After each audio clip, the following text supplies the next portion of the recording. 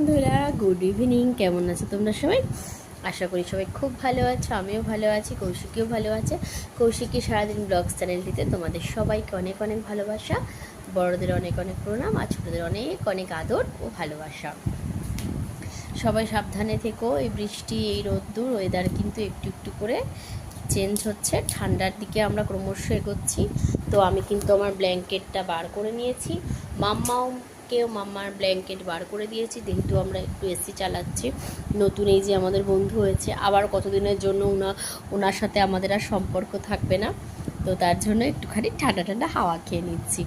আর গতকাল রাতে দিয়ে গেছে ওয়াশিং মেশিনটা, একটু আগে এসে ইনস্টল করে দিয়ে গেল, ওয়াশিং মেশিনও চালু হয়ে গেছে। আমরা একটা নাইটি দিয়ে প্রথম উদ্বোধন করে নিয়েছি। তো চলো আমরা এখন ইভিনিং স্ন্যাক্সে কিছু বানিয়েছি তোমাদের সাথে সেটা শেয়ার করি। আমরা আজকে লাঞ্চ করিনি, মানে ভাত খাইনি। তো যাই হোক, সেটা আমি একটা তোমাদের অন্য ভিডিওতে বলেছি কী কারণে। মাম্মাম পুজো দিয়ে আস্তে আস্তে চা পুরো বরফ হয়ে গেল। আয় রে, ঠান্ডা হয়ে যাচ্ছে চাটা। তো চলো দেখে নাও। আমরা চিকেন স্যান্ডউইচ বানিয়েছি, এর মধ্যে দিয়েছি সলিড চিকেনের পিস, তার মধ্যে আছে হচ্ছে 2 রকমের মেয়োনিজ। খুলছে না, আমি আর খুলে দেখাচ্ছি না, ওরাও খুলতে চাইছে না, জামা পরে নিচ্ছে তো সবাই, দেখো সবাই লেগে আছে, কেউ খুলছে না। কেউ কি খুলবি? এই যে একটু খুলেছে।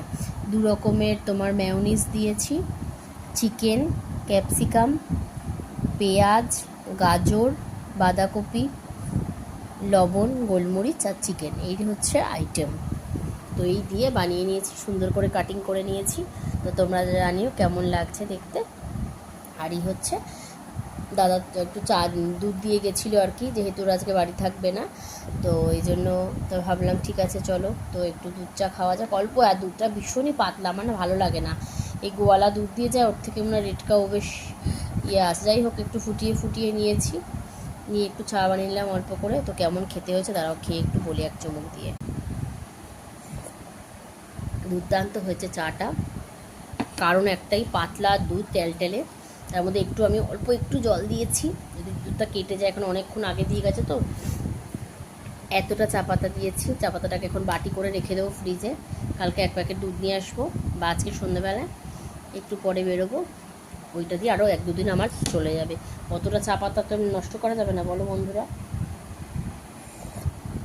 এমনি 7 জন্মে একটু চা খাই না।